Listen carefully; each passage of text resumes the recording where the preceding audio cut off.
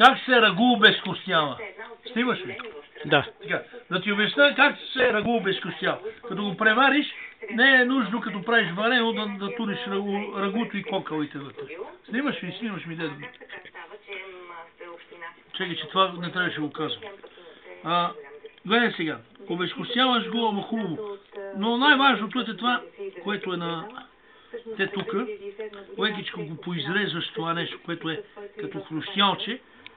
Това мекото тук къде, за да може да ти се спачи, да стане много по-вкусно и да бъде като... А това, Чичо Коло, какви желе? Ама какви кокали са това? Рагу. Рагу, добре. Свинско рагу, така ли? Свинско рагу, то телешко по-наредко се намира. Да. Но да ти кажем, това е много страшна вкусност. Едно буйонче тураш само телешки ребърца и става трепач. Хубав керевист, демент, целина трябва да имаш, или пресен. Слагаш, братче, и нямаш проблем. Картофки се нарезват на... Некои ги режат много неедро, ама по-наситно е по-добре. По-натака на парченца. Те после като се превари, като го подгреваш така. А другото кокавето ти от на кучето. Нема смисъл кокави да има в самото рагу. Това е в самото варено, което го правя. Аз го правя няколко години, така и подред. Само си го обезкостявам месото. Само месото. Нека да почне накрая, като вече свърши гозбата вече, тогава вече има такова. Има по некое кокълче накрая останало. Това също се урезва убаво. Колко може? Това поне като туриш си чесъна. Чесъна се слага, като вече стане готово вече, като турят картофи да се сварят. Най-накрая се слага чесъна, поне само за миризма, ама и той после помага на желирането на самата супа. Става много вкусно и е много приятно. Да го така, с апетит. Чичо Коло... Една юта чушка или препечена, когато по време на консумирането може да сложиш и вътре, ама то не е желателно. И вече допълнително оцет, черпи пер се слага в самата купичка, да ти е вкусно и със здраве и наслада. Това е рецепта от мене.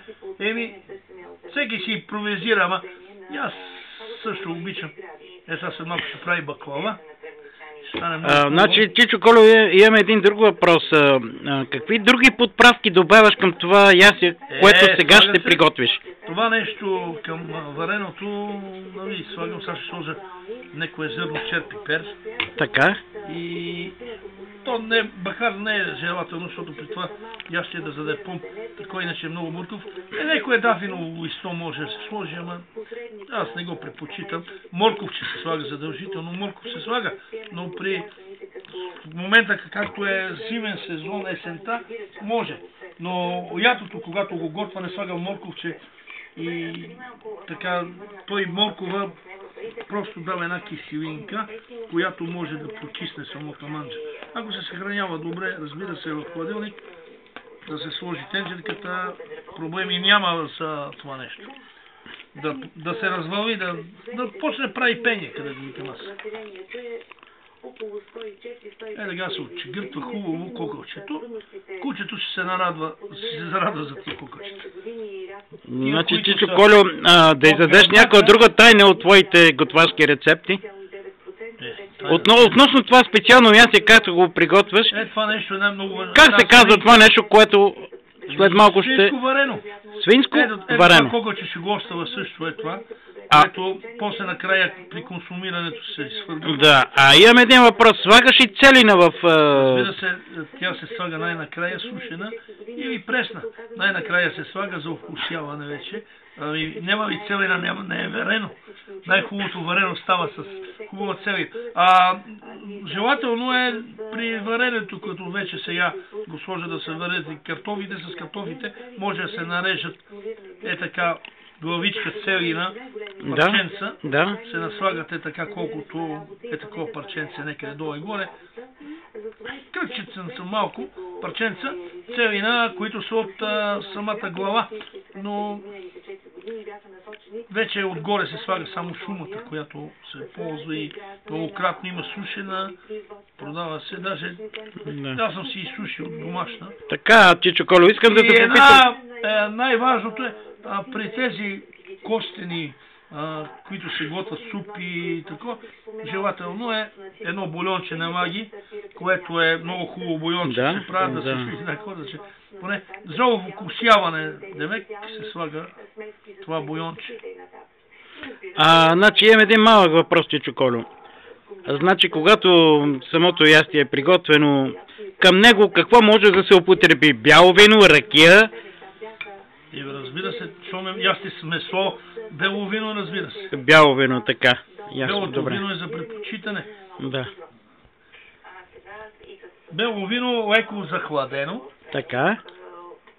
Леко охладено, бяло вино, може карасуда домашно, най-добре е предпочитано домашното, ама да е направено с тибетук, както се вика, да е подлежало малко.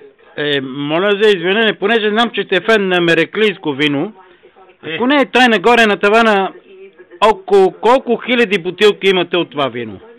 И некъде на 2500 бутилки са, аз съм го изпил. А много колко... вкусно и много приятно вино е. Дори го ползвам, когато правя никуденския шаран, го ползвам за овкусяване на самия шаран, като го пека на фурна. А от колко години пиете мереклийско вино, Чичо Колю?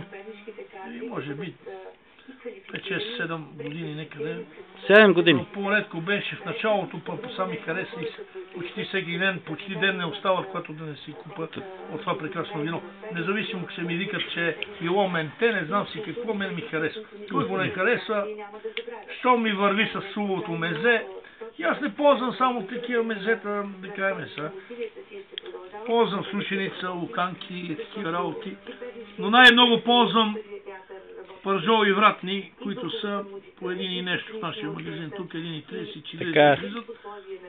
Вземем си 2-3 вратни пържоли, колко джапанка, шарено врат, знаете, че е шарен. Пече се на скарата. Ама ги пикирам с чесън, с унисос, поправка за скара имам специална, която става голем вкусотия и това е. Пожелавам всичко на хубаво, добър апетит. И аз благодаря, Чичо Колю. Много ти благодаря за всичко. Живи и здрави. Благодаря за интервюто, Чичо Колю. Моля.